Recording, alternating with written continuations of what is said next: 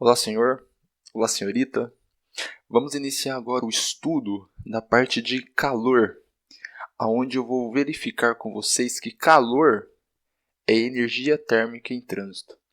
Normalmente nós estamos associamos calor com temperatura, com algo quente, principalmente associamos as estações como, por exemplo, verão, mas em física nós trabalhamos calor como sendo uma energia, e nesse caso uma energia em movimento, uma energia em trânsito.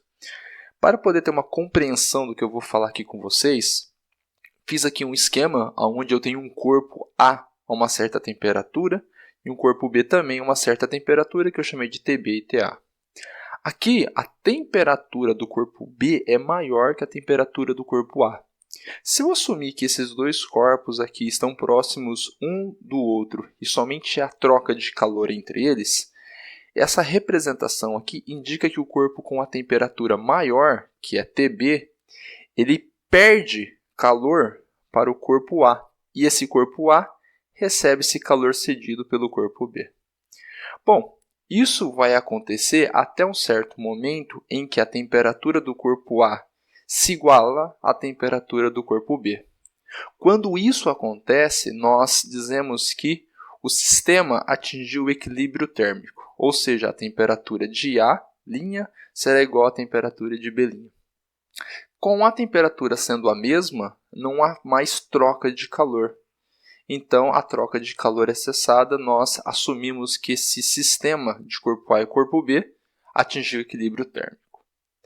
Para definir esse calor transferido, excedido, nós associamos uma palavra que seria a quantidade de calor, que eu vou chamar pela letra Q. Essa quantidade de calor, como nós falamos anteriormente, a gente está falando de energia. Então, quantidade de calor tem unidade no sistema internacional de Joule. Por razões históricas, há outras unidades de medidas para a parte de quantidade de calor, como, por exemplo, a caloria, onde aqui eu tenho que uma caloria vale aproximadamente 4,2 Joule.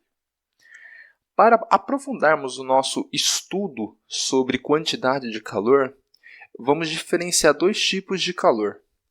Inicialmente eu vou falar do calor sensível. O que é o calor sensível? O calor sensível é o calor que provoca variação da temperatura. Ou seja, eu posso ganhar energia, nesse caso, receber uma quantidade de calor, e com essa quantidade de calor recebida eu posso elevar a minha temperatura. Assim como eu posso também fornecer calor. E quando eu forneço calor, eu perco energia. Então há uma variação de temperatura, porém há uma diminuição. A fórmula, a expressão que nós chamamos de equação fundamental da calorimetria é dada desse modo, que a quantidade de calor é igual a massa vezes C, que é o calor específico, vezes a variação de temperatura. Mais do que decorar uma fórmula em física, o importante é compreender ela. Vamos fazer a seguinte ideia. Se eu tenho um corpo de mesmo material e há uma diferença de temperatura igual, um exemplo, se eu tenho um corpo de 1 kg ou de 2 kg, quanto maior a massa desse corpo, mais calor eu tenho que fornecer ou retirar desse corpo. Então, a quantidade de calor ela é diretamente proporcional à massa. Quanto maior a massa, mais calor eu devo fornecer ou retirar calor do sistema. ΔT é a variação de temperatura. Quanto maior a variação de temperatura, maior será a quantidade de calor. Então, para o mesmo material que tem a mesma massa, se eu quero variar de 0 a 100 ou de 0 a 50, como de 0 a 100 eu tenho o dobro da variação quando comparado de 0 a 50, eu tenho que fornecer mais calor. E esse C, o que significa C? Esse C é uma característica do material que estamos analisando, que nós chamamos de calor específico. Cada material tem o seu. É uma constante do material, que está associada com as ligações químicas entre eles e outras coisas a mais que a gente poderia entrar na parte molecular, mas não é o intuito dessa aula.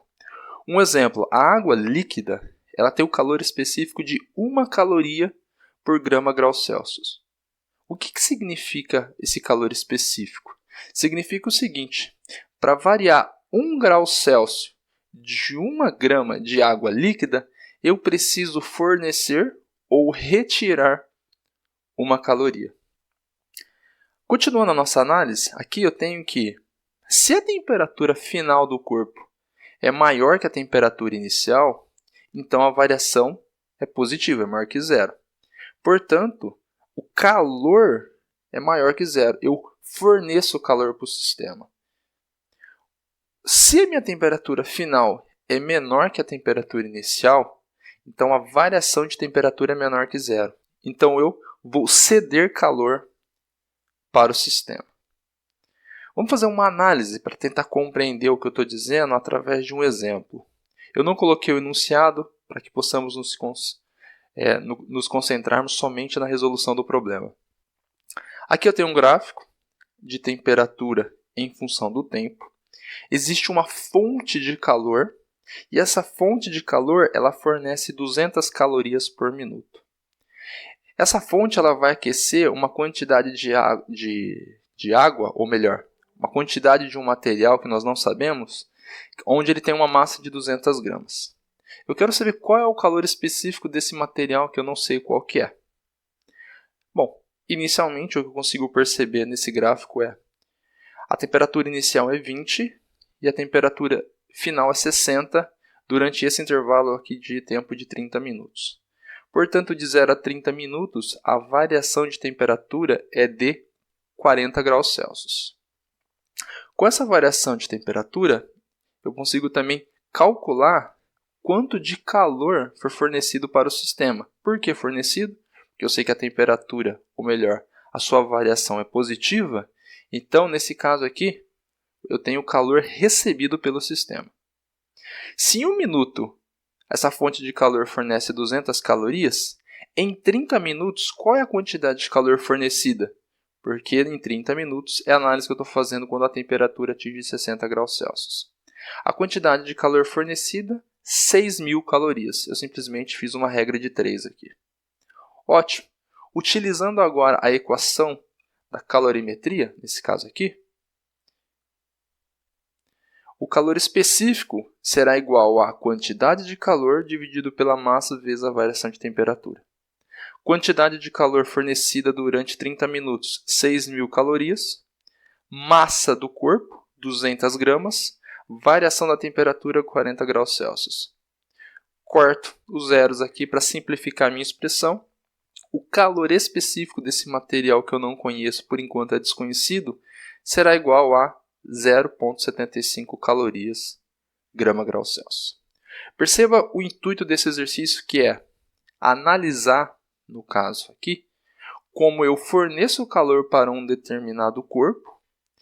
Esse calor vai aumentar a temperatura dele, nesse caso de 20 a 60, graças a uma fonte externa onde ela fornece 200 calorias por minuto. Para cada exercício, exemplo, teremos uma análise individual. Mas no contexto geral, o que devemos entender é a capacidade de um corpo de ganhar e perder calor. E isso está relacionado com a sua massa, o seu calor específico e o quanto de variação de temperatura que esse corpo vai ter.